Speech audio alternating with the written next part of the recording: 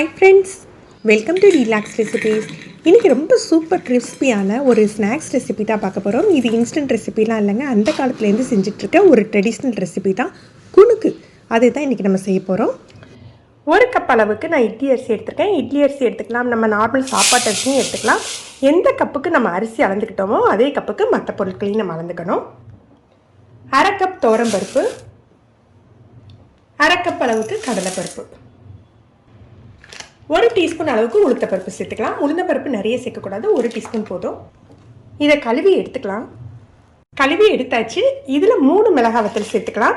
காரத்துக்கு தகுந்தாப்ப சேர்த்துக்கோங்க. இதை ஒரு 4 மணி நேரம் ஊற வச்சிடலாம். 4 மணி நேரம் ஊறட்டும். நல்லா ஊறிட்டு தண்ணி இல்லாமல் நம்ம வடித்து எடுத்துக்கணும். இந்த மாவை அரைக்கிறதுக்கு நம்ம தண்ணி சேர்க்க வேண்டியதில்லை, பருப்பில் உள்ள ஈரப்பதமே போதும். ஒரு மிக்சர் ஜாரில் சேர்த்துட்டு தேவையான அளவுக்கு உப்பும் கொஞ்சம் பெருங்காயத்தூளும் சேர்த்துக்கலாம். இதை லைட்டாக குறகுறப்பாக அரைச்சி எடுத்துக்கணும், ரொம்ப நைஸாக அரைக்க வேண்டாம், இந்த பதத்தில் இருக்கணும். இதில் பொடியாக கட் பண்ண வெங்காயம், கருவேப்பிலை, இஞ்சி சேர்த்துக்கலாம். ஆல்ரெடி நம்ம காஞ்ச மிளகாய் சேர்த்து தான் அரைச்சிருக்கோம், அதனால் காரத்துக்கு திரும்ப நம்ம எதுவுமே சேர்க்க வேண்டாம். 3 டேபிள் ஸ்பூன் அளவுக்கு தேங்காய் துருவல் சேர்த்துக்கணும்.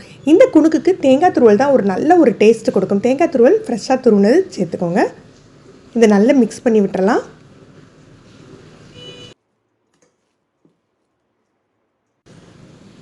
மாவு பார்த்திங்கன்னா இந்த பதத்தில் கட்டியாக தான் இருக்கணும். எண்ணெய் சூடானாக்க மிதமான தீயில வச்சுட்டு கிள்ளி நம்ம மாவை சேர்த்துக்கணும். நம்ம வடை மாதிரி பெருசாக உருட்டியும் சேர்த்துக்கக்கூடாது, சின்னதாக போட்டதாக இருந்தாலும் நம்ம உருட்டி சேர்த்துக்க வேண்டியதில்லை. குணுக்கு அப்படிங்கிறது ஒரு சேஃப்லெஸ்ஸாக தான் இருக்கும். இந்த ஒரு உருட்டி நல்ல வலுவலுன்னெலாம் இருக்காது. இந்த மாதிரி கிள்ளி சேர்த்துக்கோங்க. இதில் நம்ம பருப்பு நிறைய சேர்த்து அரைச்சிருக்கிறதுனால உங்களுக்கு வேகிறதுக்கு கொஞ்சம் டைம் எடுத்துக்கணும். நீங்கள் மிதமான தீயில வச்சுட்டு நல்லா பொரிஞ்சு வர்ற வரைக்கும் நம்ம பொரிச்சு எடுத்துக்கணும்.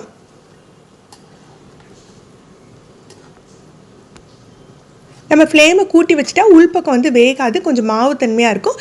மிதமான தீயில வச்சு நல்லா பொரிச்சுக்கோங்க. கலர் நல்லா மாறி மொறுன்னு வர்ற வரைக்கும் நம்ம பொரிச்சுக்கலாம்.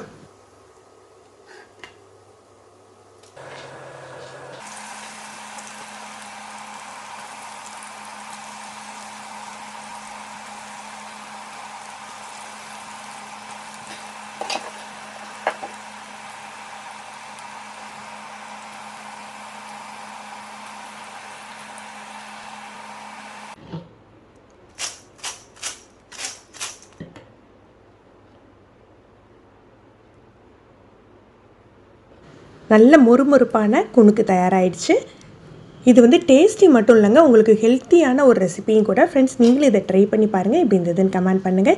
இந்த வீடியோ உங்களுக்கு பிடிச்சிருந்ததுன்னா மறக்காமல் லைக் பண்ணி ஷேர் பண்ணுங்கள். நீங்கள் ஃபஸ்ட் டைம் நம்ம சேனல் பார்க்குறீங்கன்னா ரிலாக்ஸ் ரெசிபிஸ் மறக்காமல் சப்ஸ்கிரைப் பண்ணிக்கோங்க. கீழே இருக்க பெல் பட்டனில் ஆல்ங்கிற ஆப்ஷன் நீங்கள் செலக்ட் பண்ணி வச்சுக்கிட்டிங்கன்னா நம்ம சேனலில் எந்த வீடியோ போட்டாலுமே முதல்ல உங்களுக்கு நோட்டிஃபிகேஷன் கிடைக்கும். தேங்க்யூ.